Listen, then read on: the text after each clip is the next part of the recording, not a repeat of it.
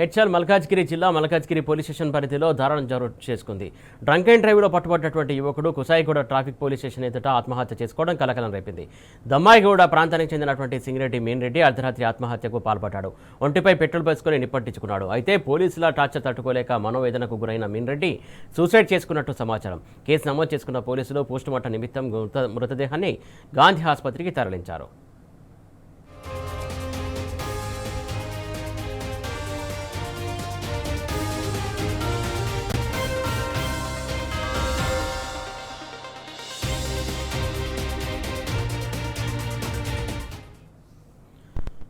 Drunk and డ్రైవ్లో పట్టుబడ్డటువంటి మీన్రెడ్డి మొత్తానికి ఏటకేలకు suicide చేసుకున్నాడు. కిరోసిన్ పెట్రోల్ పోసుకుని ఆత్మహత్య చేసుకున్నటువంటి ఘటన చేసుకుంది. ఆ బాడీని గాంధీ ఆసుపత్రికి తరలించారు. దీనికి సంబంధించి తాజా అప్డేట్స్ గాంధీ హాస్పిటల్ నుంచి మా ప్రతినిధి రంజిత్ అందించడానికి సిద్ధంగా ఉన్నాడు. రంజిత్, చెప్పండి. సురేష్, ఏదైతే పోలీసుల అతి ఉత్సాహం అనేది ఒక నిండు ప్రాణం బలైపోయిందని కూడా చెప్పుకోవచ్చు. ఎందుకనంటే ఆటో నడుపుకునే సింగిరెడ్డి మీన్రెడ్డి అనే వ్యక్తి 32 సంవత్సరాల యువకుడు డ్రంక్ అండ్ డ్రైవ్లో దొరికితే డ్రంక్ అండ్ డ్రైవ్లో దొరికి పట్టుపడ్డప్పుడు కుషాయిగూడ పోలీసులు తీసుకెళ్లేసి మానసికంగా హింసించారనే ఒక బాధతోనే చనిపోయాడన్నట్టుగా కూడా స్థానికంగా ఉన్న వాళ్ళ కుటుంబ సభ్యులు చెప్తున్నట్టుగా కూడా సమాచారం. ముఖ్యంగా చెప్పాలనంటే డ్రంక్ అండ్ డ్రైవ్లో కుషాయిగూడ పోలీస్ స్టేషన్ పరిధిలోని ట్రాఫిక్ పోలీసులు చెక్ చేస్తున్న భాగంగా మీన్రెడ్డి అనే వ్యక్తి ఆటో నడుపుతుంటాడు. ఆటో నడుపుతున్న వ్యక్తి డ్రంక్ అండ్ డ్రైవ్లో దొరికితే అతనికి సంబంధించిన ఆల్కహాల్ పర్సెంటేజ్ వచ్చి 120 రావడంతో అతను స్థానికంగా ఉన్న ట్రాఫిక్ పోలీసులు కూడా తీసుకెళ్లి దాంతో పాటుగా కౌన్సిలింగ్ చేసే విధానంలో కావచ్చు, లేకపోతే ఏదైనా మానసికంగా క్షోభ పెట్టారా, లేకపోతే ఏమైనా అతన్ని కొట్టారనేది కూడా అర్థం కాని పరిస్థితి.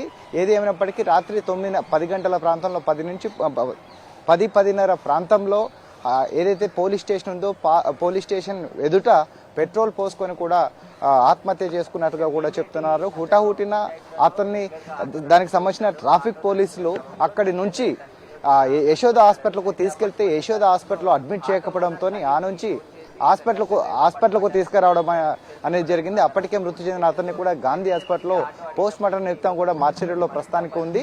దీనికి సంబంధించిన దాంట్లో కూడా ట్రాఫిక్ సంబంధించిన పోలీసులు కావచ్చు, దానికి సంబంధించిన వాళ్ళందరూ కూడా ఇక్కడ పోలీస్ స్టేషన్ దగ్గర ఉన్నాం.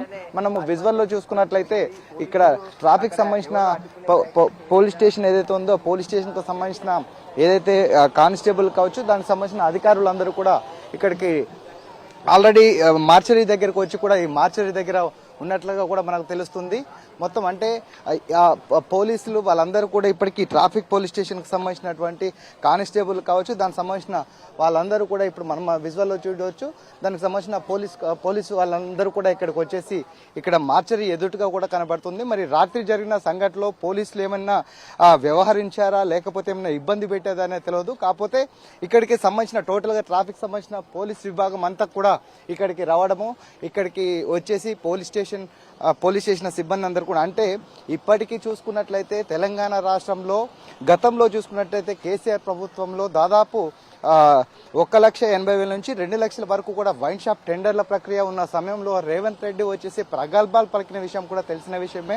అంటే తెలంగాణ రాష్ట్రం కూడా మందుకు బానిసనై చనిపోతున్నారు, మందు అనేది అరికట్టాలని చెప్పేసి కూడా ప్రభుత్వం ఏర్పడక ముందు చెప్పినటువంటి రేవంత్ రెడ్డి ఏకంగా 3 లక్షల పైగా కూడా టెండర్ నోటిఫికేషన్ లేపించేసి డబ్బులు దండుకోవడానికి కూడా ప్రభుత్వం చేసిన పరిస్థితి. అని అంటే రాష్ట్రాన్ని బాగు చేయడానికి చేస్తున్నారో, లేకపోతే రాష్ట్రంలో ఉన్న వ్యవస్థ అనేది ఖరాబ్ కావడానికే చేస్తున్నారో. ముఖ్యంగా చెప్పాలంటే స్థానిక ప్రజలు చెప్తున్న ప్రకారం ఏదైతే వైన్ షాప్స్ ఉన్నాయో ఆ ఏదైతే వైన్ షాప్ ఉందో వైన్ షాప్కు సంబంధించిన దాంట్లో వైన్ షాప్లను ఏర్పాటు చేయడము, వైన్ షాప్లో వచ్చేసి ట్యాక్సీలు జిఎస్టీలతో పాటుగా వచ్చేసి డబ్బులు దండుకోవడం పక్కన పెట్టినట్లయితే దానికి 100 మీటర్ల 200 మీటర్ల దూరంలో అంటే దానికి సంబంధించినటువంటి యూటర్న్స్ ఏదైతే ఉన్నాయో మూలమలత దగ్గర వచ్చేసి ట్రాఫిక్ పోలీసులు అక్కడ ఏర్పాటు చేసి వాళ్ళ ద్వారా డ్రంక్ అండ్ డ్రైవ్ చేయించుకుంటా ఒకవైపు డ్రంక్ అండ్ డ్రైవ్ పేరిట డబ్బులు వసూలు చేయడము, మరోవైపు వచ్చేసి ఎక్సైజ్ తరఫున వచ్చేసి కోట్ల రూపాయలు కూడా దండుకోవడము. అంటే దాదాపు 3 లక్షల టెండర్ ప్రక్రియ వేసిందని అంటే ఈ ప్రభుత్వం అనేది ఒకవైపు మద్యం అమ్మకానికి టార్గెట్ చేసుకుంటా కూడా ఇది ఆదాయాన్ని పెంచే మార్గం చేస్తున్నప్పటికీ దానికి అంటే ఏదేమైనప్పటికీ ఒకవైపు దీనికి సంబంధించిన మద్యాన్ని అమ్మడము ప్రక్రియలో డబ్బులు సంపాదించడం అనేది అంటే ఆదాయాన్ని సమకూర్చడం అనేది ఒక ప్రక్రియ అయితే, మరో విధంగా చూసుకున్నట్లయితే ఈ ఆదాయానికి సంబంధించిన ట్యాక్సీలు కట్టడము, దానికి సంబంధించిన పన్నులు కట్టడం కూడా ప్రజలు చేస్తున్నట్టే. మరోవైపు అదే ప్రజల్ని అదే వైన్ షాప్కు 200 మీటర్ల దూరంలో మళ్ళీ డ్రంకన్ డ్రైవ్ను పెట్టి ఆ డ్రంకన్ డ్రైవ్ పెట్టడం వల్ల మళ్ళీ అక్కడ డ్రంకన్ డ్రైవ్ పేరిట కూడా డబ్బులు వసూలు చేస్తున్నారని కూడా స్థానిక ప్రజలు ఆరోపిస్తున్న పరిస్థితులు కనబడుతున్నాయి.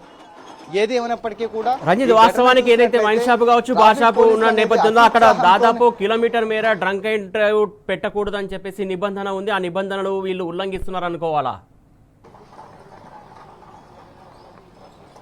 వాస్తవంగా నిబంధనలు పోలీసులు ఉల్లంఘిస్తున్నారు అనేది కూడా అర్థం కన్నట్లుగా కనబడుతుంది. ఎందుకనంటే పోలీసులు అనేది డ్రంక్ అండ్ డ్రైవ్ లో ఉన్న వ్యక్తి ఎవరైతే ఉన్నారో అతనికి కౌన్సిలింగ్ చేయడం, ఆటోనా లేకపోతే వాహనానికి సంబంధించిన వాహనానికి పెనాల్టీ ఇవ్వడము, ఆ పెనాల్టీ కట్టించడము, దాంతో పాటుగా అది అంటే బాగా అంటే దాదాపు అంటే 120 అనేది కాకుండా 300-400 గ్రేడ్ వరకు తాగేసిన పర్సంటేజ్ ఉన్న వ్యక్తిని కౌన్సిలింగ్ ఇచ్చేసి అతనికి సంబంధించిన ఏదైతే వాహనం ఉందో వాటాన్ని సీజ్ చేసేసి వాళ్ళని ఇంటి దగ్గర తోలాల్సిన పోలీస్ వ్యవస్థ అనేది మందలించడము, పోలీస్ స్టేషన్లో పెట్టడము, మానసిక క్షోభ చేయడం అనేది కూడా ఇది ఏదైతే ఉందో దాన్ని ఖచ్చితంగా ఉల్లంఘించినట్టుగా కూడా చెప్పుకోవచ్చు. అదే విధమైన ధోరణిలో కూడా ఈ రోజు కుషాగూడ ట్రాఫిక్ పోలీసులు వ్యవహరించినట్టు. లేకపోతే నిండు ప్రాణం 32 సంవత్సరాల ఒక వ్యక్తి, 3 అన్నదమ్ములు వచ్చేసి దమ్మాయిగూడలో నివాసం ఉంటారు.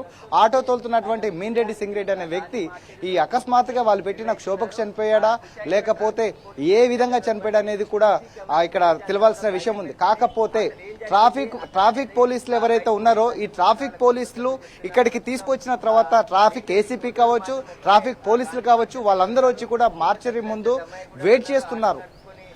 దానికి సంబంధించిన వ్యక్తులు ఎవరైతే ఉన్నారో వాళ్ళందరినీ కూడా తొందరగా పోస్ట్ మార్టం చేసి ఇంటికి పంపించండి, తర్వాత లీగల్ గా సంబంధించిన ప్రొసీజర్ తీసుకుంటారు అని చెప్తున్నారు. అంటే దగ్గర ఉండే పోలీసు మార్చరీ దగ్గర ప్రతి ఒక్కరు ఎవరు చనిపోయినా, డ్రంకరేవులు చనిపోయినా, యాక్సిడెంట్లు చనిపోయినా కూడా ఇదే ప్రక్రియ కొనసాగిస్తారంటే అది అబద్ధం.